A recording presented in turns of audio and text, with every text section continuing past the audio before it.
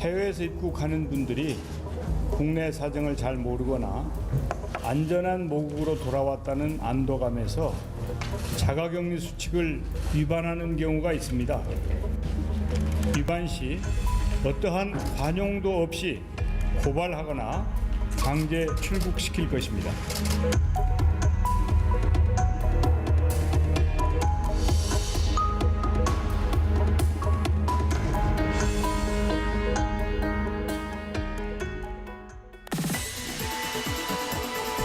안녕하십니까, 최지은입니다. 코로나19 발생한 이후부터 지금까지 사회적 거리두기가 한창인데요. 지난 주말 여의도 공원에는 그럼에도 불구하고 100만 명의 시민이 몰렸습니다. 이미 전국의 봄꽃 축제는 취소가 됐는데 봄을 즐기려는 사람들의 발길이 끊이지 않아서 각 지자체에서는 극약 처방을 내놨는데요. 영등포구는 주말 동안 여의도 벚꽃길을 전면 교통 통제하기로 했고요. 또 삼척시는 8개월 동안 키웠던 유채꽃밭을 갈아엎은 상황입니다. 이런 지자체들의 노력이 헛되지 않게 우리 시민들도 사회적 거리두기에 적극적으로 동참해 주시길 바랍니다. 시민의 방송 TBS는 매일 아침 9시부터 9시 50분까지 TV와 유튜브를 통해 코로나19 특집 생방송을 진행하고 있습니다. 질병관리본부에 따르면 4월 3일 0시 기준으로 누적 확진자가 총 1,062명 발생했는데요. 먼저 서울 상황실에 나가 있는 기자 연결해서 지난밤 주요 내용과 현재까지 어떤 소식 들어왔는지 살펴보도록 하겠습니다. 공혜림 기자. 네, 현재 국내 서울시 재난안전대책본부에 나와 있습니다. 네, 현재 코로나19 발병 현황부터 한번 살펴볼까요? 수도권 상황. 국내 코로나19 확진자 수가 10,000명을 넘었습니다. 현재까지 중앙방역대책본부에 집계된 국내 확진자 수는 1,062명인데요. 신규 확진자는 86명으로 전날보다 조금 줄었습니다. 완치돼 격리 해제된 환자는 6,021명으로 전날보다 193명이 늘었습니다. 이처럼 신규 환자가 줄고 있지만 해외에서 유입되는 사례는 여전합니다. 검역 과정에서 새로 확진된 사람은 22명으로 이는 신규 확진자의 25%를 넘습니다. 한편 대구와 경북에서 코로나19로 숨진 사람이 하루 새 3명 발생하면서 사망자는 177명으로 집계됐습니다. 네, 그렇다면 수도권의 상황은 어떻습니까? 수도권에서는 집단 감염 사례가 계속 이어지고 있습니다. 경기 의정부에 있는 가정자의 가족을 비롯한 3명이 추가로 확진됐습니다. 이로써 이 병원과 관련된 확진자는 15명으로 집계됐습니다. 보건당국은 병원에 퇴원 환자와 환자의 보호자 중에서 확진자가 속출해 추적 조사를 이어가기로 했습니다. 앞서 다수의 코로나19 환자가 발생한 경기 군포시의 효사랑 요양원과 관련해서도 2명이 추가 확진 판정을 받았습니다. 네, 해외에서 유입되는 검역 사례가 늘고 있다라는 얘기해 주셨는데요. 해외에서 들어오는 감염 사례는 어떻습니까? 네, 수도권을 중심으로 해외 사례, 유입 사례가 계속되고 있는데요. 서울에서는 미국에서 돌아온 동대문구에 사는 일가족 4명이 확진 판정을 받았습니다. 이 중에는 태어난 지 9개월 된 남자 아기도 포함되어 있습니다. 동작구에서는 인도네시아에 다녀온 30대 남성과 호주, 인도네시아를 거쳐 귀국한 30대 여성 등 확진자가 2명 나왔습니다. 미국에서 귀국한 서초구에 사는 20대 여성, 스페인에서 입국한 도봉구의 30대 여성, 캐나다에서 온 영등포구 30대 여성도 확진됐습니다. 인천에서는 미국과 베트남을 각각 다녀온 60대 2명과 영국에서 온 20대 여성이 확진 판정을 받았고 경기 가평에서는 영국에서 돌아온 20대 유학생이 확진됐습니다. 이로써 수도권의 확진자 수는 서울 531명, 경기도 544명, 인천 76명입니다. 네, 이렇게 초기와는 달리 해외 유입 사례가 이어지니까 이제 서울시에서 어제부터 잠실종합운동장에 해외 입국자를 위한 워크스루 방식의 선별 진료소를 운영하기 시작했습니다. 근데 사실 이를 두고 논란이 좀 있었어요. 네, 맞습니다. 여야 가릴 것 없이 잠실종합운동장 근처에 사는 구민들을 걱정하며 우려를 표시했었죠. 이를 철거해달라는 청와대 국민청원도 올라왔습니다. 이에 서울시는 입국자들이 우선 각 자치구에 있는 선별 진료소를 이용하게 하고 이를 위해 자치구별 진료소를 확충하겠다고 밝혔습니다. 또 송파와 서초, 강남구에서 해외 입국자 비율이 상대적으로 높기 때문에 또 특히 송파구에서는 공간 등의 이유로 여건상 보건소만으로는 신속한 검사를 할 수가 없어 이 같은 전용 선별 진료소를 설치했다고 설명했습니다. 아울러 현재 상황을 엄격히 통제하고 있다는 입장도 내놨는데요. 보건소 선별 진료소에서 검사받은 입국자가 곧바로 자가격리할 수 있게 리무진으로 집까지 데려다주고 있고 잠실종합운동장 진료소 이용자도 즉시 귀가하도록 강력히 권고하고 있으며 주변 상가로 가는 등의 상황은 엄격히 대응하겠다고 밝혔습니다. 박원순 서울시장도 한 언론과의 인터뷰에서 이 같은 방침을 밝혔는데요. 서울시는 코로나19의 해외 유입이 지역사회로 번지는 것을 막기 위해 증상이 없는 입국자에 대한 검사를 강화하고 자가격리를 어기면 무관용 원칙으로 대처하겠다고 강조했습니다. 어제 첫날 잠실 선별진료소 이용자는 수십 명에 그쳤습니다. 당초 서울시는 하루 최대 수용치를 1,000명으로 잡았는데 100명 수준으로 낮췄습니다. 그렇군요. 알겠습니다. 자, 그럼 이제 경기도 상황 한번 짚어볼까요? 경기도에서는 중환자 병상을 3배 늘린다고요? 네, 그렇습니다. 코로나19 집단 감염이 이어지고 있는 경기도에서는 중환자 치료 병상 수를 기존의 3배 이상으로 늘리겠다고 밝혔습니다. 기존의 종합병원과 요양원 집단 감염 사례에서 병상 배정 상황을 분석한 결과 시설 한 곳의 집단 감염 치료를 위해서는 경기도 내 중환자 병상의 3분의 1 정도가 쓰이는 것으로 확인했다며 이같이 밝혔습니다. 도는 현재 29개인 중환자 치료 병상을 90개까지 확보하는 것을 목표로 민관 협력형 태스크포스 구성을 추진 중입니다. 지금까지 서울시 재난안전대책본부에서 TBS 공혜림입니다. 네, 지금까지 공혜림 기자와 함께 지난밤 나와 있는 주요 내용과 현재까지의 상황을 좀 살펴봤습니다. 이번에는 TBS 보도본부 이강훈 기자와 함께 좀 더 자세하게 한 걸음 더 들어가 보도록 하죠. 이강훈 기자와 함께합니다. 네. 안녕하세요. 자, 주말이 됐습니다. 네. 뭐 이강훈 기자나 저나 일을 하고 있긴 하지만 네. 예, 여느 때 같으면은 사실 밖에 꽃구경도 하고 좀 봄 나들이도 가기 좋은 때잖아요. 그럴 때죠. 예, 그런데 이제 정부가 이런 상황 속에서 사회적 거리두기는 계속 유지되어야 한다. 이런 입장을 밝힌 것 같은데 네. 아직 안심할 수 없다는 얘기죠? 그렇죠. 지금 확진자 수가 이제 10,000명을 넘어선 상황에서 당연히 정부에서는 그런 판단을 할 수밖에 없습니다. 사회적 거리두기에서 한층 더 높였던 게 고강도 사회적 거리두기였는데 이게 지금 권고가 나왔던 거는 한 2주 전이었어요. 지난달 21일이었고 이것을 시행하는 기한은 일단은 내일까지로 뒀었는데 네. 이것을 아마 좀 연장 조치가 나올 것으로 좀 예상이 되고 있습니다. 그런데 지난달 21일에 이 권고 조치가 나오고 현재까지 이제 2주가 흘렀다고 말씀드렸고 그럼 그 전에 또 2주를 네. 잠시 한번 비교를 해볼 수도 있습니다. 그러니까 이런 조치를 통해서 네네. 과연 확진자 수가 증가폭에 있어서 예. 어차피 증가는 계속 돼 왔지만 증가폭이 어떤 차이가 있었을까 한번 단순 비교를 한번 해볼 수는 있었는데 네. 그 2주를 한번 일단은 최근 2주를 봤을 때는 현재 지금 누적 그 확진자 수가 1,263명이 네. 증가를 했고요. 예. 사망자는 한 72명 정도 늘었습니다. 그렇다고 한다면 이 조치가 나왔던 3월 20일로부터 그 이전의 네. 2주를 또 보면 그때는 확진자 변화가 증가폭이 더 컸었어요. 그래서 1,600여 명 정도가 늘었다. 그리고 사망자는 한 50여 명 정도가 늘었다. 물론 사망자 같은 경우에는 사실은 네. 그 뭐랄까요? 이제 요인을 분석한다는 게 그렇죠. 굉장히 예. 어렵고 복잡하고 네. 한 번에 규정할 수 없는데 단순한 일단은 확진자 수의 변화폭으로만 놓고 봤을 때는 이 지난달 21일에 고강도 사회적 거리두기의 권고가 나온 시점으로 봤을 때 그 후가 그래도 증가폭은 네. 좀 줄어든 모습은 좀 보입니다. 한 400명 정도가 좀 줄어들었으니까 예. 한 4분의 1 정도는 그래도 증가폭이 좀 감소한 네. 그런 모습은 좀 보이죠. 그랬을 때 이 요인을 누가 함부로 사실은 규정할 수 있겠냐마는 그쵸. 그래도 예. 이러한 어떤 조치들이 조금이라도 혹시 좀 이런 그 확산세를 좀 줄이는데 도움이 네. 되지 않았을까? 뭐 짐작 정도는 해볼 수 있을 것 같고요. 지금 이 시간에 그 중앙재난안전대책본부가 회의를 하고 있습니다.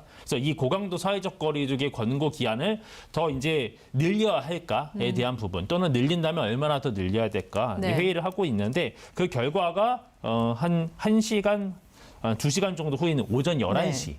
발표가 좀 예정이니까요. 그 결과를 좀 주목해 봐야겠습니다. 맞습니다. 물론 그 말씀해 주셨다시피 여러 변수를 고려해야 되는 건 맞는 것 같습니다. 2주간의 그 비교가요. 그렇죠. 근데 이제 그럼에도 불구하고 좀 그래도 이 2주간의 사회적 거리두기가 연이어 되면서 해외 상황과 좀 짚어보면 네. 좀 효과적이지 않았나라는 생각은 드는 게 전 네. 세계 확진자가 어제 100만 명을 넘어섰단 말이죠. 그렇죠. 아프리카나 뭐 이제는 태평양 저 먼 선 지역까지 이 네. 코로나19가 퍼지면서 네.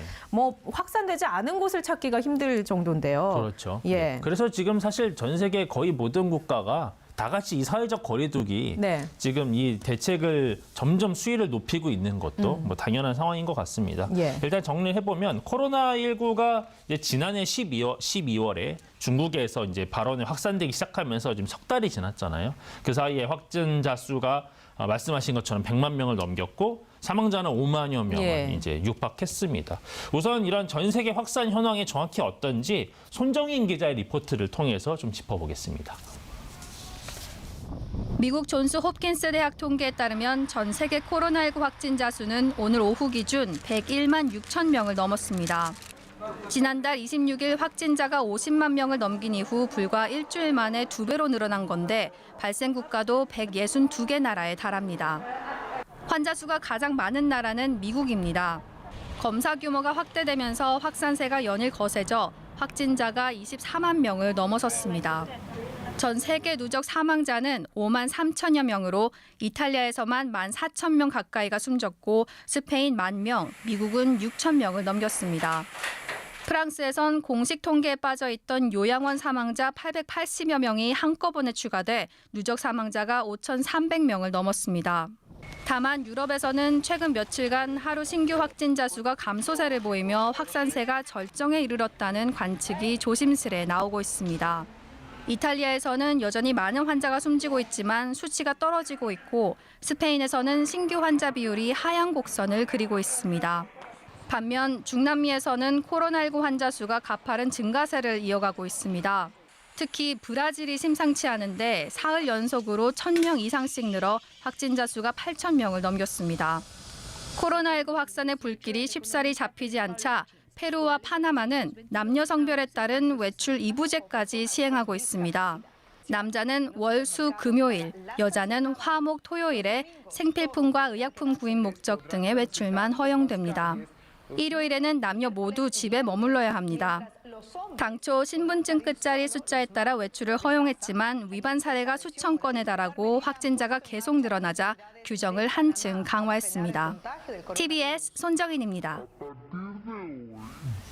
네, 조금 전에 뭐 보셨다시피 페루에서는 월수금은 남자가 나갈 수 있고 여자는 화목토에 나갈 수 있다. 네. 뭐 그 상황이라면 이강훈 기자는 여기 있으면 안 되는 것 같긴 하지만 예, 어쨌든 이렇게 남녀를 나눠서 외출 2부제까지 시행을 하고 네. 정말 그 각 나라들이 다양하게 이 코로나19의 확산을 어떻게 좀 막아보려고 네. 노력하는 모습들이 좀 보이네요. 네, 아주 아이디어가 계속 예. 나온다고 할 수 있고 서로 또 이런 것들을 좀 벤치마킹하는 모습도 있다고 볼 수 있는데 일례로 터키 같은 경우에는요. 지금 20세 이하 모든 국민에 대해서 집 밖으로 나오지 말아라라고 이제 연령을 가지고 이제 제한을 네. 걸어버렸어요. 상당히 이것도 초강수 대책입니다. 에르도안 터키 대통령이 현지 시간으로 오늘 0시를 기해서 이 같은 외출 금지 조치를 발령한다라고 밝혔습니다. 사실 터키 같은 경우에는 이미 그 65세 이상 노인이나 또 만성 질환자를 대상으로 해서 이게 집 밖에 나가지 말라는 조치를 이미 두고 있었었는데 여기서 훨씬 더 통제 수위를 더 높였다고 볼 수 있는 거죠. 네. 또 터키 내에서는 이스탄불에 포함해서 31개 대도시의 그 출입을 좀 봉쇄한다면서 이 봉쇄 기간은 원래는 15일간이었지만 필요시 더 연장할 수 있다는 얘기까지 나왔고요. 사실 이 터키는 지금 확진자가 한 2만 명이 지금 넘어선 상태고 사망자도 400명을 넘겨서 국가적으로는 뭐 비상사태라고 볼 수 있고 그래서 더 고강도 조치도 내놓고 있다라고 말씀드릴 수 있습니다. 네, 그러면 우리가 이 얘기를 좀 더 유럽 전역으로 넓혀볼게요. 사실 네. 그쪽에서도 확진자나 사망자가 많이 나왔기 때문에 네. 유럽에 있는 각 나라들이 추가로 내놓는 조치들이 어떤 게 있을까요? 네, 우선 공통적으로는 이 이동 제한 조치가 있었으면 이것은 수위를 강화하는 것이고요. 기한이 있었다면 기한을 연장하는 것이죠. 그래서 독일 같은 경우에는 네. 이달 초까지였던 그 일상 제한 조치가 있었어요. 일상 제한 조치라는 거는 웬만하면 평소에 하던 여러 가지 일상 행위를 자제하고 예. 최대한 집안에서 머물러 달라라는 건데 그 조치를 19일까지로 이제 연장하기로 했고 이탈리아 정부는 최근 그 전국에 대한 그 이동 제한령도 내리고 휴교령도 내렸었는데 이것도 역시 13일까지로 연장하기로 했습니다. 그래서 약 뭐 한 10일씩 또는 15일씩 정도의 규모로 끊어가면서 네. 연장하는 분위기를 할 수 있고요. 스페인 정부도 이제 이동 제한령이 있었었는데 원래는 이게 식료품이나 생필품 같은 거를 구매할 수 있는 그런 목적의 이동을 좀 허용을 해줬었는데 네네. 이제 이것도 하지 말아라라는 아. 방향으로 좀 가고 있습니다. 그래요. 그리고 직장인들도 외출하지 말아라. 사실상 이제 재택근무를 권고하는 거죠. 네네. 강화가 됐고 지금 유럽연합의 회원국이 이제 27개 회원국이 있지 않습니까? 예. 국경을 서로 지금 다 봉쇄를 하고 있고 또 이 유럽연합 그 회원국에 외국인들이 들어올 수 없게 지금 이 입국도 지금 제한을 걸어놓은 상태였는데 네. 지금 서로 간에도 이제 어떤 여행 금지 조치를 좀 더 강화를 해가지고 완벽하게 그냥 이동을 다 차단하는 이런 수위까지 지금 조치를 그 수위를 좀 올리고 있습니다. 네, 그러게요. 사실 뭐 이렇게 국경을 봉쇄할 정도로의 그 이동 제한은 흔하지 않은 것인데 그렇죠. 이제 그만큼 얼마나 심각한지를 이제 다들 경각심을 느끼고 있는 것 같긴 해요. 네. 근데 이제 뭐 유럽도 그런 식으로 좀 고강도 대책을 쏟아내고 있고 미국도 상황이 심각합니다. 사망자가 너무 많아서 시신을 안치할 공간이 없다라는 외신 보도까지 봤거든요. 그렇죠. 지금 미국 내 확진자 앞서 리포트에서도 우리가 지금 짚어봤지만 이제 24만 명을 넘겨서 25만여 명까지 늘었죠. 사망자 수도 6천여 명에 집계되고 있는데 최대 확산지가 된 곳이 지금 뉴욕주 아니겠습니까? 네. 이 뉴욕주에서 신규 환자가 계속 되고 나오고 있는데 뉴욕주 한 곳만 확진자가 10만 명이 넘습니다. 한 곳만. 네, 예. 우리나라는 지금 이제 1만 그쵸, 명을 막 넘겼는데 얼마나 큰 규모인지 하루에 1만 명씩 늘고 있습니다. 하루에요. 예. 그래서 상당한 규모인데 이렇게 사망자가 치솟자 이 장의사들이 시신을 안치할 공간이 없어서 매우 지금 어려움을 겪고 있다라는 보도가 있었고 예. 이 장의 업체들 같은 경우에는 이제 시신을 냉동 보관할 공간이 없다 보니까 더 이상 이것을 어떻게 조치하고 할 방법이 없다. 그래서 이런 요양시설이나 심지어 가정에서 임종을 맡고 있는 경우도 늘고 있다라는 네. 이런 그 장의사 협회 관계자의 말까지 나오고 있습니다. 그래서 현재 미국은 이제 50개 주 중에 40개 주가 이미 예. 자택 대피령을 내려놓은 상태고 뭐 엘라베마나 아칸소주나 아이오와주 같은 이제 10개 주 정도만 지금 자택 대피령을 안 내린 상태인데 또 확산세가 더 커지면 이제 이들 주도 아마 추가로 이제 대피령을 내릴 가능성이 있겠죠. 알겠습니다. 참 안타깝습니다. 네. 그런 가운데 이제 전 세계 우리나라 교민들이 네. 많이 나가 계신데 네. 이런 상황이다 보니까 이제 국내로 좀 귀국하려고 그걸 원하시는 분들도 좀 꽤 계신 것 같아요. 그래서 이제 외교부를 상대로 네. 귀국 지원을 좀 해달라 이렇게 요청하는 사례가 있다고요. 그렇죠. 지금 그러니까 귀국을 요청하는 이사들이 아주 지금 빠르게 늘고 있는 모습인 겁니다. 처음에 생각이 없었다가도 네. 지금 너도 나도 지금 귀국하려고 하는 모습인 건데 특히나 지금 동남아시아와 그 인도 또 주변 지역인 남아시아에서 지금 귀국 행렬이 좀 이어지고 있습니다. 예. 그래서 당장 내일이 이제 5일부터 인도와 네팔 지역에서 이 특별기와 전세기가 뜹니다. 그래서 무려 1,000명가량의 교민이 대거 예. 귀국할 예정이고요. 일단 시작은 이제 내일이라고 말씀드렸는데 뉴델리에서 출발합니다. 네. 그러니까 대한항공의 임시 운항편에서 이제 230여 명의 우리 교민을 태우고 들어올 것이고 또 지금 현지에서는 그 대사관과 또 한인회에서 계속 추가 수요 조사를 하고 있기 때문에 예를 들면 이제 오는 그 12일 이후에 네. 2차로 또 특별기 운항이 있을 수 있다는 얘기가 예, 나오고요. 네팔에서도 10일경에 특별기 운항이 추진되고 있는 상황입니다. 또 지금 동남아시아 지역에서는 그 확산세가 가장 심각한 곳이 말레이시아거든요. 예. 말레이시아 쿠알라룸푸르에서는 일단 오늘 그리고 나흘 뒤엔 8일에 네. 인천으로 들어오는 특별기가 뜰 예정이고요. 그리고 모로코 지역에서도 우리 국민들 또 봉사단원들이 많이 묶여 있었어요. 예. 근데 어제 오전에 특별히 모로코 정부가 제공한 특별기를 타고 귀국을 한 상태입니다. 그렇군요. 네. 자, 우리나라 정부는 이렇게 좀 각국에서 계시는 우리 교민들을 어떻게든지 한국에 안전하게 네. 모시기 위해서 애를 쓰고 있는 것 같은데 네. 러시아의 경우에는 좀 다르다고 들었습니다. 네. 외국에 머무는 자국민 귀국을 위한 특별 항공편 운항을 잠정 중단할 것이다 이렇게 알려졌는데요. 네. 이게 아무래도 해외에서 들어오는 그런 바이러스를 좀 억제하고자 하는 정책이라고 봐야 될까요? 그렇죠. 뭐 이유는 뭐 아주 간단합니다. 아무래도 자국 국민이지만 들어왔을 때 또 말씀하신 것처럼 국내로 다시 감염이 더 네. 확산되는 요인이 될 수 있으니까 차단을 해야 된다라는 판단이 이제 있었던 걸로 보이고요. 그래서 지금 원래는 이제 러시아 같은 경우에는 계속 이런 그 자국민들이 이제 들어오는 그 비행편 자체를 좀 줄이고 있긴 했습니다. 네. 근데 이번에 이제 잠정적으로 아예 중단하기로 한 것이고, 그러니까 바깥에 있는 러시아 국적의 교민들이 러시아로 귀국하지 못하는 거죠. 네네. 간단히 얘기하면요. 다만 러시아인들이 이렇게 자국으로 들어가는 건 못하지만 러시아에 있는 외국인들, 예를 들면 우리나라 교민들 우리 교민들이 이제 빠져나오는 거는 가능한 겁니다. 나가는 건 괜찮다. 그렇죠. 네. 예. 그래서 우리 그 러시아에 있는 교민들을 귀국시키기 위한 비행편이 7일에 예정돼 있습니다. 예. 네, 그래서 대한항공 특별 항공편을 통해서 이제 들어올 예정으로 이제 주로 한국 대사관이 밝힌 상태입니다. 네. 뭐 앞서서 계속 얘기 나눴지만 코로나19에 대한 대처 부분은 우리나라만 잘한다고 해서 또 되는 것도 아니고 그렇죠. 어떻게 보면 각국이 이 얘기를 좀 해 나가면서 어떻게 우리가 국제적으로 공조를 해서 네. 이 문제를 풀 수 있을까? 네. 그게 어느 때보다 더 중요할 수밖에 없는 것 같아요. 그렇죠. 서로 이제 좋은 방법들을 또 배우기도 하고 따라하기도 하고 또 좋은 어떤 물자가 있으면은 지금 서로 지원도 네. 하고 있잖아요. 그래서 지금 우리나라 같은 경우에도 원래는 이 코로나 이후로 코로나19가 확산되면서 문 대통령의 어떤 해외 순방 일정도 줄줄이 취소되긴 했습니다. 예. 다른 나라도 마찬가지겠죠. 다만 각국 정상들과의 소통은 훨씬 더 활발해졌다라는 역설적인 상황인 겁니다.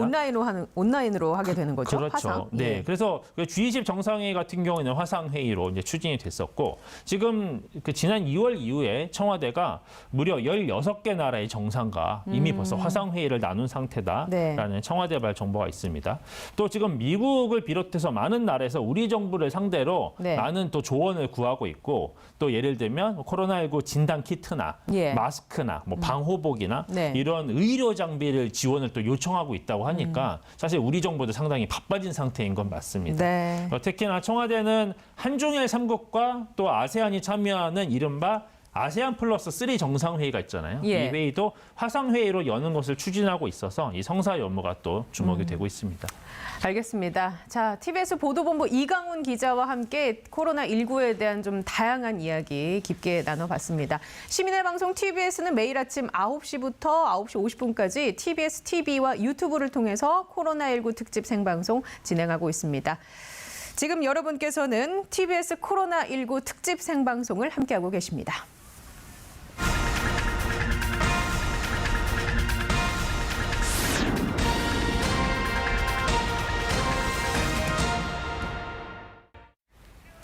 네, 이번에는 코로나19에 대해서 좀 자세한 내용 그리고 이번 주에 논란이 됐던 이슈 전문가 두 분 모시고 함께 짚어보도록 하겠습니다. 먼저 설대우 중앙대학교 약학대학 교수님과 함께합니다. 안녕하세요. 네, 안녕하세요. 네, 자 그리고 강양구 과학전문기자와 함께하겠습니다. 안녕하세요. 네, 안녕하세요. 네. 자, 이번 주 이슈, 가장 큰 이슈는 아마 병원을 통한 집단 감염 그리고 해외 입국자들의 그 확진 사례 증가 이게 아닐까 싶은데요. 앞에서도 뭐 말씀드렸지만 국내 누적 확진자가 이제 10,000명을 넘어섰습니다. 지금의 상황 어떻게 보고 계십니까?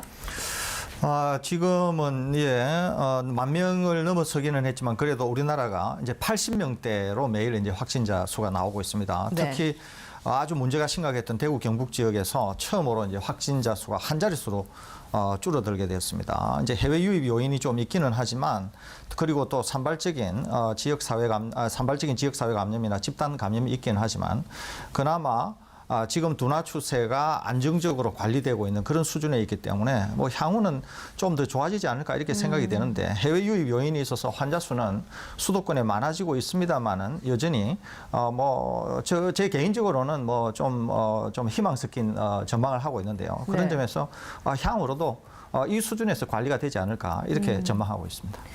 이제 교수님의 개인적인 생각으로는 안정적으로 관리할 수 있는 수준이다. 예, 이렇게 말씀을 해주셨어요. 자, 그럼 이쯤에서 한번 우리가 짚어볼 만한 게 지난 2월 말이죠. JP모건 보험팀이 한국의 코로나 사태에는 3월 20일이 정점이고 최대 감염자 수는 10,000명에 달할 것이다 라고 그때 당시에 이제 발표를 했는데 이에 대해서 정부가 섣부른 판단이다라고 얘기를 했어요. 그런데 JP모건 보험팀에서 발표한 내용대로 확진자가 10,000명을 넘어섰습니다. 그럼 우리가 이 예측을 다시 한번 들여다봐야 하는 건지요? 네, 사실은 그 여러 가지 이제 변수들을 가지고 예측을 하는 여러 가지 이제 이야기들이 나와 있었는데 이것 자체에 큰 의미를 부여할 필요는 없을 것 같습니다. 네. 당시 JP모건 측이 어떻게 예측을 했는지를 복기를 해보면은 중국의 우한과 후베이성의 유행 양상을 한국의 상황에 대입해 놓고서 한국의 3월 20일 정도의 정점을 찍고서 최대 1만 명 정도까지 될 것이고 그 다음부터는 조금 완화가 될 것이다라고 이야기를 했었는데 사실은 그 사이에도 여러 가지 변수들이 많이 네네. 있었잖아요. 그렇기 때문에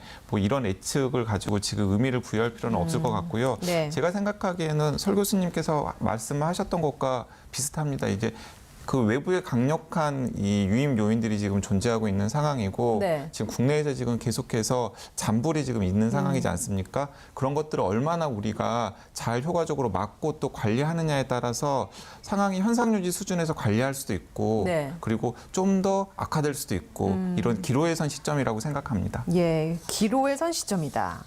참 그 말에 무게감이 느껴지는데 사실 정부가 나서서 사회적인 거리두기를 우리가 해야 된다라고 강력하게 이제 권고를 했고 우리 시민들 역시 그에 맞춰서 사회적 거리두기에 힘쓰고 있는데 그럼에도 불구하고 이제 며칠 동안 신규 확진자는 뭐 100명 내외로 이렇게 되고 있어요.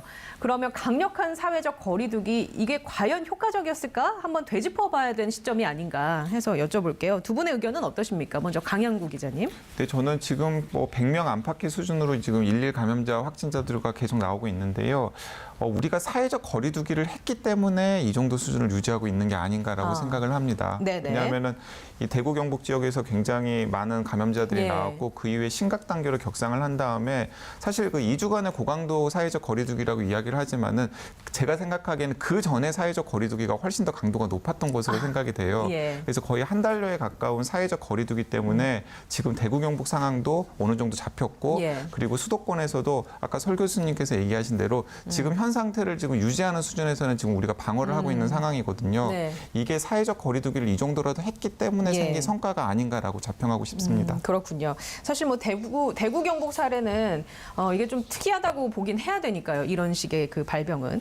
우리 설 교수님은 어떻습니까? 강력한 사회적 거리두기가 효과가 있었다라고 보시죠. 뭐 저는 절대적이라고 봅니다. 예. 이유는 뭐 세 군데 지역을 비교를 해보면 되는데요. 하나가 이제 우한 지역하고 네. 다른 하나가 대구 경북 지역하고 네. 하나가 이제 이탈리아 예. 비교해 보면 된다고 예. 봅니다. 지금 유럽이나 미국은 환자 수가 엄청나지 않습니까? 그렇죠. 그런데 발원지인 중국 우한을 비교해 보면은 다 훨씬 막아버렸잖아요. 적잖아요. 예. 그러니까 어떻게 했느냐 하면은 거기는 체제의 특징을 이용을 해서 완전 봉쇄를 했거든요. 예. 그러니까 사회적 거리두기나 봉쇄 같은 거를 이제 힘으로 무려비쳤다고 네네. 볼 수 있습니다. 다른 국가에서는 하기가 어려운 그렇죠. 것을. 대구 경북 지역 예를 들면은 대구 경북 지역이 폭발적으로 환자가 늘어났음에도 불구하고 그 공포 일단 네. 그 사회가 주는 그런 것들 때문에 스스로 예. 또 시민들의 어떤 노력으로 인해서 사회적 거리두기가 됐거든요. 그러니까 어제 한 자릿수의 확진자를 낼 수 있었다는 거죠. 자, 유럽으로 가볼까요? 유럽으로 가보면은 사회적 거리두기가 필요하고 마스크나 이런 것들이 필요한데 그게 안 되기 때문에 환자가 걷잡을 수 없이 나오는 것이거든요. 분위기가 많이 달랐어요. 우리나라가 그렇습니다. 처음 그렇기 개최하는. 때문에 이 사회적 거리두기라고 하는 것은 바이러스로서는 가장 당혹스러운 것이거든요. 숙주를 찾기가 어렵기 때문에 예. 그런 점에서 본다고 하면은 실제 어렵기는 합니다. 그럼에도 불구하고 사회적 거리두기라고 하는 것은 매우 중요한 수단이고 네. 더불어서 마스크 또 예. 비누로 손 씻기 이런 네. 것들과 결부되면 굉장히 강력한 수단이 되기 때문에 사회적 거리두기는 여전히 유효하다. 이런 입장을 저는 견지하고 있습니다. 알겠습니다. 자, 신규 확진자 중에 이제 절반 가량이 해외에서부터 들어오는 사람들에게서 퍼지는 경우인데요. 이제 이 앞으로 해외 유입 사례 계속해서 뭐 이제 국내로 들어오는 교민들도 있을 것 같고 이건 어떻게 될 거라고 보십니까? 조금 더 아마 늘어날 것으로 생각이 됩니다. 이제 해외가 워낙 어려워지면서 네. 이제 국내가 어느 정도 둔화 추세에 있고 안정화 기조로 가고 있기 때문에 국내에 들어오시려고 하는 분들이 많고 예. 해외에서 생활 자체가 굉장히 어려운 분들이 많습니다. 또 해외에 유학을 하고 있는 많은 학생들이나 이런 분들도 들어오기 때문에 우리나라는 계속 해외 유입 요인이 증가할 것으로 생각은 됩니다. 그럼에도 불구하고 이분들이 상당히 이제 기본적으로 교육 수준도 높고 예. 또 이제 해외하고 한국하고 비교를 하면서 고국의 전파를 일으키지 않아야 되겠다라고 예. 하는 일종의 책임감이라 그럴까요? 네. 이런 것들도 있고 해서 실제로 해외 유입에 의한 환자는 서울 경기 지역에 많이 늘어났음에도 불구하고 지역 사회로의 감염이나 이런 것들은 굉장히 제한적입니다. 오히려 이제 가족에 대한 감염은 몇 건 보고된 적이 있지만 그렇기 때문에 사실 해외에서 유입된다고 하더라도 이것으로 인해서 대구 경북 지역의 신천지와 같은 대규모 확산이나 이런 여타의 변수는 일어날 것 같지는 않습니다. 네. 그래서 여전히 약간의 변수로 존재는 할 것 같습니다만은 크게 문제를 일으키지 않는 선에서 관리가 되는 방향으로 네. 나아가지 않을까 제 개인적으로는 이렇게 예측하고 있습니다. 네, 알겠습니다. 근데 이제 일부분도 있단 말이죠. 그나마 공항에서 들어오자마자 검사를 무조건 하게 돼 있잖아요.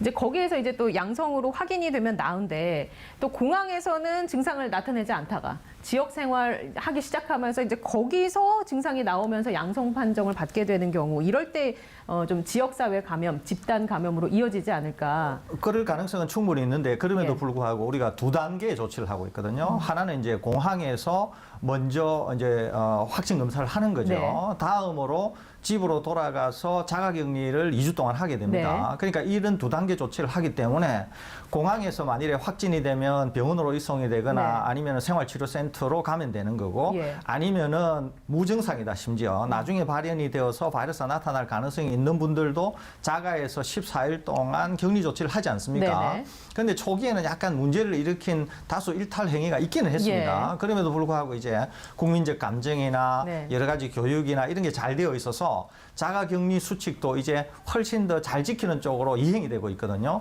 그렇기 때문에 실제로 자가격리 조치 기간 동안에 바이러스 증상이 나타나서 검사를 해서 양성이 된다고 하더라도 그런 경우를 통해서 네. 지역사회 감염이 일어날 가능성은 뭐 없다고 할 수 없습니다만 그럼에도 불구하고 굉장히 낮기 때문에 네. 지금의 조치는 우리가 할 수 있는 한 굉장히 잘하고 있는 조치 예. 아닌가 이렇게 이해가 됩니다. 알겠습니다. 해외 유입과 관련해서 덧붙이면 이제 한 가지 저희들이 좀 짚어야 될 내용이 있는데요. 사실은 또 걱정스러웠던 분들이 단기 체류 외국인들이었습니다. 그렇죠. 이제 관광이나 혹은 비즈니스 네네. 목적으로 한국에 들어와서 짧은 기간 동안 체류를 하다가 이제 외국으로 나가시는 분들이었는데 그런 분들 경우에는 어쨌든 간에 국내에 들어와서 비즈니스 목적이든 관광 목적이든 어쨌든 간에 내국인들과 접촉을 했을 것 아니에요. 네. 그리고 이제 외국에 갔는데 외국에서 확진을 받으면은 확진을 받았다라는 사실이 국내로 제대로 통보가 되지 않았을 가능성 같은 게 있었기 때문에 예. 지역사회 감염의 전파원이 되었을 수가 있었습니다. 근데 지금 4월 1일부터 모든 네. 그 입국 외국인들에 대해서 2주간 자가격리를 의무화하고 네. 있기 때문에 그런 단기 체류 외국인의 입국 가능성을 사실은 막아버린 거거든요. 그러니까 그런 점에서도 좀 더 나은 조치를 했었다라고 평가할 예. 수 있을 것 같습니다. 알겠습니다. 뭐 완벽하게 막으면 참 좋겠습니다만 그렇지 않다면 우리가 좀 더 성숙한 시민의식을 발휘해서 내가 해외에서 왔다. 하시는 분들은 좀 엄격하게 자가격리도 지켜주시고 증상이 났다 하면은 그 단계에 의해서 절차를 밟아주시는 게 여러모로 많은 사람들을 위해서 필요하다라는 생각 다시 한번 해주셨으면 하고요. 이제 미국 내 상황을 좀 살펴보면 전 세계 확진자의 4분의 1이 미국에서 발생할 정도로 가장 많이 확진자가 발생하는 나라가 됐습니다. 또 동시에 어떻게 보면 전 세계 국가 중에서 한국 분들이 가장 많이 거주하는 나라기도 한데요. 그래서 저희가 LA에 계시는 교민 한 분을 직접 화상 연결해서 현지 상황을 좀 들어보도록 하겠습니다. 홍희정 씨 나와 계신가요? 네, 안녕하세요. 네, 먼저 화상 연결 응해주셔서 정말 감사하다는 말씀 드리고 지금 LA는 몇 시인가요? 지금은 여기 금요일 오후 5시 34분 지나고 있습니다. 예, 사실 금요일 오후면 원래대로라면 좀 여기나 저기나 좀 시끌벅적하고 그렇기 마련인데 네. 현재 미국 내 코로나19 확진자가 25만 명 넘게 나오고 있는데 금요일 오후 미국 지금 아니면 이제 전반적으로 코로나19와 관련된 미국의 상황 어떻습니까? 네, 지금 아무래도 코로나19 그 검사가 무료로 많이 바뀌면서 확진자도 많이 발견되고 있는 상황입니다. 여기 제가 지금 살고 있는 LA가 속한 LA 카운티 같은 경우만 해도 지금 4,000명 이상이 됐거든요. 이게 지금 캘리포니아 주 전체로 봤을 때 절반에 해당하는 수준입니다. 그러니까 2명 중에 1명이 LA 카운티에서 발견된 거고, 더 문제는 지금 LA 한인타운에서도 이 확진자가 급증을 했는데 지금 현재 21명이 발견됐다고 집계가 되어 있습니다. 그렇군요. 4,000명 이상. 예. 미국인의 95%에게 그래서 이제 자택 대피령이 내려졌다고 하던데요. 실제 분위기는 어떻습니까? 좀 지키는 분위기인지 어떤지요? 네, 사실 이 자택 대비령이라고는 하지만 아예 집에만 있어라라고 하는 건 아니기 때문에 뭐 예를 들면 마켓에 간다거나 산책을 한다거나 이런 거는 허용을 하고 있습니다. 그렇기 때문에 거리에 아예 사람이 없거나 그런 건 아닌데, 예를 들면 회사나 이런 주요 업소를 빼놓고는 다들 재택근무로 돌리도록 지금 의무화를 해놓고 있기 때문에 예전보다는 거리에 차가 없는 거는 확실하고요. 네. 굉장히 한산한 분위기이긴 합니다. 상황이 이렇다 보니까 미국 정부가 코로나19 이 사회적 거리 두기를 어기면 처벌하기도 한다던데 그건 어떻습니까? 네, 저도 이제 이거는 뉴스를 통해서 봤는데요. 뭐 메릴랜드주 같은 경우는 최근에 이제 그 부분에 있어서 이제 최소 2명이 기소가 됐다고 얘기가 들었고, 또 어떤 다른 주 같은 경우도 또 통행 금지를 한 사람들한테 벌금을 매긴다고 하더라고요. 근데 이제 주마다 워낙 법이 다 다른데, 제가 살고 있는 여기 캘리포니아 주 같은 경우는 10명 이상이 모였을 때 사회적 거리두기를 어긴다고 해서 벌금을 매길 수 있다라는 얘기는 있는데 실제로 벌금을 받았다라는 얘기는 아직 들어보지는 못했습니다. 네, 웬만하면 지키려고 그렇군요. 하는 것 같아요. 예. 뭐 이제 사회적 거리두기는 전 세계적으로 좀 지켜야 하지 않을까 그런 생각 들고요. 사실 이 코로나19의 그 문제가 건강적인 측면보다도 이제 건강적인 측면도 물론 중요하고요. 이제 경제적인 그 측면, 이제 이 이후에 어떻게 과연 우리 국민들 그리고 또 전 세계인들이 살아나가야 할 것인가. 이제 그런 측면에서 보면 미국에서 1,000만 명이 실직했다라는 보도도 나오고 있고 실업난이 정말 심각합니까? 네, 이거는 사실은 바이러스에 걸리면 어떡하지라고 생각하는 것보다도 훨씬 더 여기 미국에 사는 사람들한테는 피부로 와닿는 현실적인 문제이거든요. 많은 업소들을 강제로 지금 문을 닫도록 해놨기 때문에 자연스럽게 실직자들은 많이 늘어나는 상황이고, 이런 도미노 현상으로 인해서 일반 기업들도 문을 닫는 경우가 굉장히 많습니다. 그렇지 않다고 하더라도 임금이 많이 깎인다거나 뭐 이런 식으로 많이 지금 어려운 상황인데요. 지금 1,000만 명이 넘었다고 하는데 사실은 이 기준은 실업수당을 신청한 기준이고요. 아직 실업수당을 신청하지 않은 사람들도 많기 때문에 다음 주가 되면 훨씬 더 많아질 거라는 게 지금 여기 분위기입니다. 그렇군요. 이 코로나19와 관련해서 사실 트럼프 대통령이 초기에는 뭐 마스크 쓰지 않아도 된다. 약간 그런 입장을 취했다가 요새는 좀 달라지는 것 같긴 해요. 자, 그렇다면 마스크는 쓰는 문화가 좀 퍼졌는지, 구하기는 쉬운지, 가격은 어떤지 좀 궁금하거든요.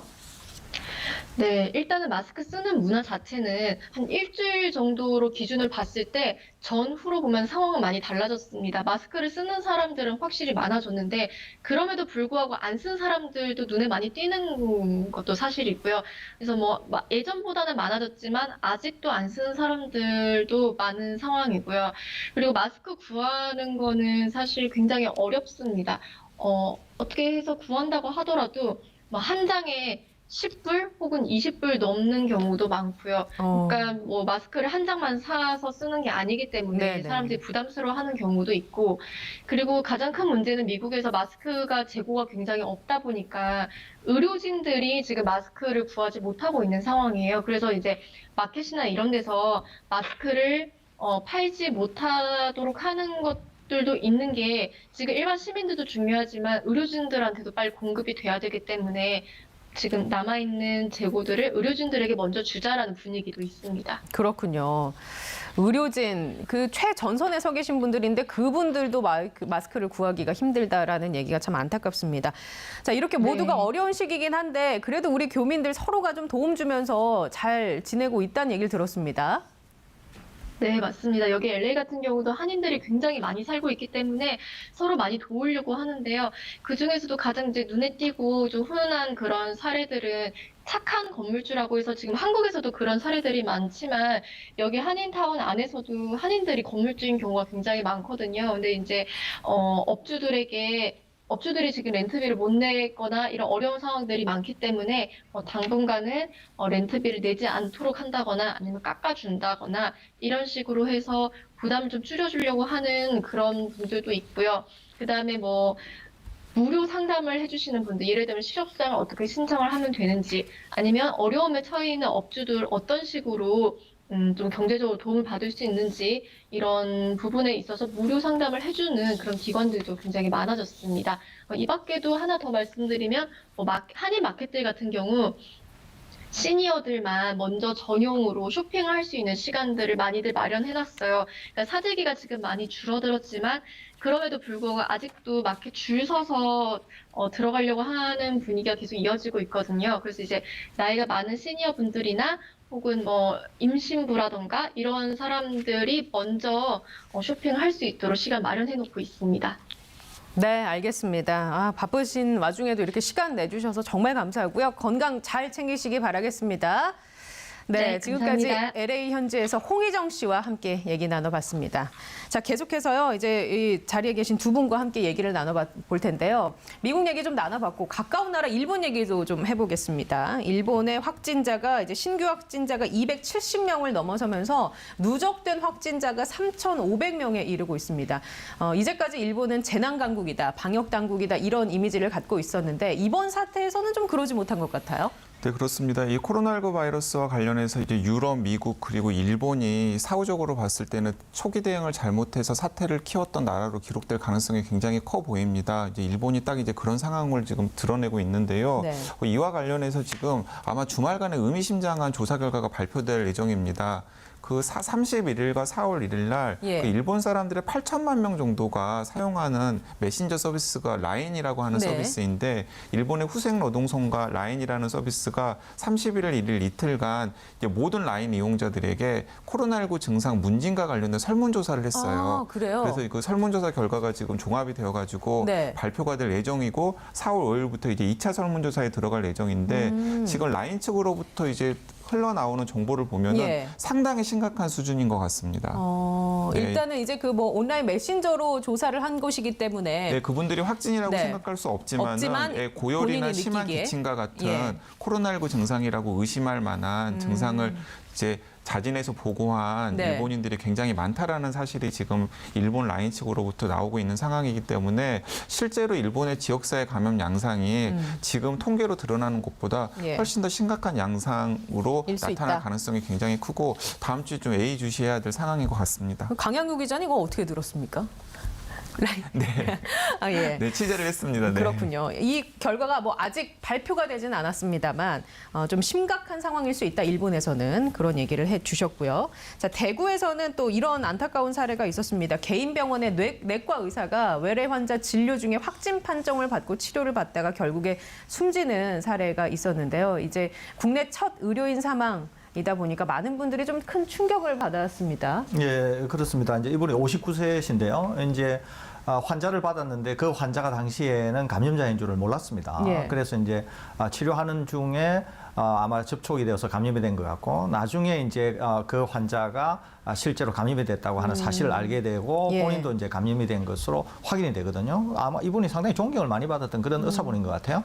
그래서 이제 돌아가시게 되는 첫 의료진 사망이 됩니다. 그런데 59세니까 비교적 젊은 분이시지 그렇죠. 않습니까? 예. 그런데 이분이 이제 기저질환이 있었던 것 같습니다. 고혈압, 당뇨, 또 고지혈증. 그래서 예. 아마 바이러스에 비교적 취약했고 그래서 상당히 위중한 상태를 겪다가 돌아가셨는데 예, 아마 첫 번째 사례이기 때문에 네. 의료진에서는 뭐 상당히 아마 충격이나 또는 의료진들이 지금 굉장히 고생을 많이 하고 있는데 그런 점에서도 굉장히 안타까운 일이 아닌가 이렇게 생각이 듭니다. 맞습니다. 사실 뭐 의료진에 대한 보호가 또 중요하지 않나.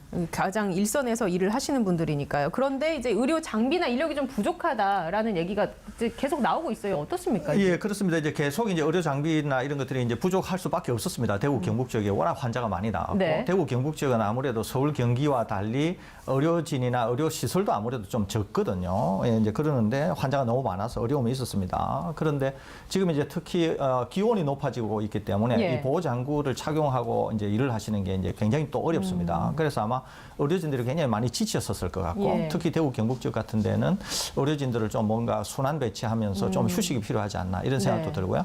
다만 다행스러운 것은 이제 대구 경북 지역이 어느 정도 안정화되면서 환자 예. 수가 좀 줄었습니다. 네. 그래서 예전보다는 좀 여유가 생겼을 것 같고 그래서 그런 점에서 본다고 하면은 이제 약간 다소 안정기에 접어들어서 괜찮다고 보여지는데 그럼에도 불구하고 여전히 환자는 아직 예. 입원된 환자가 많기 네네. 때문에 아마 정부 당국이나 컨트롤 타워에서 다른 지역 분들을 투입하면서 휴식이 좀 필요하지 않을까 이렇게 예. 생각이 듭니다. 자, 그런가 하면 또 지난 2일입니다. 대구시에서는 기저질환이 없는 40대 확진자가 사망을 했다라는 소식이 나왔는데요. 그런데 이제 다음 날 질병관리본부에서는 기저질환이 있는 것으로 확인됐다 이렇게 발표를 했어요. 그러니까 대구시와 질병관리본부의 의견에 좀 차이가 있는 것 같은데 이건 왜 그렇습니까? 네, 이제 방역 당국에서 의무 기록을 좀 더 광범위하게 확인을 한 후에 이제 기저질환이 있는 40대 환자가 사망한 사실을 이제 다시 한번 확인을 해줬습니다. 하지만은 그 기저질환이 정확하게 무엇이었는지에 대해서는 뭐 개인 보호 등의 이유로 구체적으로 언급을 하지 않았었는데요. 네, 그리고 의료진은 이제 직접적인 원인은 폐렴이라고 사인을 밝혔었고요. 예. 근데 이제 이런 차이가 있었던 것 같습니다. 그러니까 방역 당국 같은 경우는 사망자가 특히 이제 기저질환이 없는 40대 환자의 사망자가 생기면 굉장히 많은 시민들의 관심이 가지 않습니까? 그렇기 때문에 그분의 이제 의무 기록을 광범위하게 좀 조사를 해봤던 것 같아요. 그래서 기저질환의 이제 범위라든지 아니면은 종류 병증이라든지 이런 것들을 좀 네. 폭넓게 검토한 다음에 이분이 어떤 특정한 기저질환을 가지고 있었다라고 최종적으로 판단을 한 것 같은데 이와 관련해서는 전문가들이 이제 기저질환이라고 했을 때 그 기저질환의 범위라든지 혹은 종류를 어떤 식으로 해야 될지를 좀 투명하게 공개를 해야 네. 이 뉴스나 소식을 접하는 시민들 입장에서의 불안감을 좀 해소할 수 있으리라고 생각합니다. 그렇군요. 기저질환 얘기는 참 많이 나왔는데 이 기저질환이라는 것의 범위를 우리가 한번 정리를 해볼 필요가 있지 않나 생각이 드는데 흔히 왜 보통 고혈압, 당뇨, 뭐 심혈계 질환 뭐 이런 쪽을 기저질환이라고 하지 않습니까? 예, 그렇습니다. 예. 이제 둘로 나눠 볼 수 있는데요. 하나는 기저질환이 있으면 기본적으로 이제 면역이 떨어집니다. 네. 그래서 떨어진 면역 때문에 바이러스가 쉽게 공격하고 어려움에 빠지는 거하고 다른 하나는 어떤 질병은 일단 갖고 있으면 그것 때문에 바이러스가 쉽게 공격을 할 수가 있습니다. 그래서 두 가지로 나눠 볼 수 있는데요. 네, 네. 이제 이럴 때 이제 만성 기저질환이라고 해서 가장 취약한 게 하나가 고혈압입니다. 고혈압은 굉장히 위험한 것으로 알려져 예. 있습니다. 이 바이러스. 두 번째가 이제 당뇨, 그다음에 콩팥, 신부전, 예. 그다음에 이제 호흡기 계통의 만성 기저질환, 네. 그러니까 천식이나 네. 뭐 만성 폐쇄성 폐질환 예. 이런 거겠죠. 그다음에 이제 장기 이식, 또 암도 이제 매우 심각한 그런 기저질환 중에 하나로 꼽히고 있습니다. 이런 질환을 가지고 있으면 굉장히 위험할 수 있습니다. 그렇군요. 고혈압, 당뇨, 심장질환, 호흡기 질환, 뭐 천식, 만성 폐쇄성 질환, 신부전, 결핵 뭐 많이 있네요. 예. 네, 자 그렇다면 현재는 이제 백신도 치료제도 없는 상태잖아요. 예. 예. 그래서 이 우리가 생활 수칙이 그만큼 또 중요하다는 얘기 아니겠습니까? 어떤 식으로 우리가 좀 생활 수칙을 지켜나가야 될까요? 기본적으로 제일 중요한 것은 사회적 거리두기고요. 예, 동시에 이제 마스크를 착용하시고 비누로 손을 씻는 게 제일 중요한 일이다. 이렇게 말씀드릴 수 있습니다. 예, 알겠습니다. 자, 지금까지 서울대우 중앙대 약학대학 교수 강양구 과학전문기자와 함께했습니다. 두 분 감사합니다. 네, 감사합니다. 오늘 준비한 내용 여기까지입니다. 건강한 하루 되시기 바랍니다. 고맙습니다.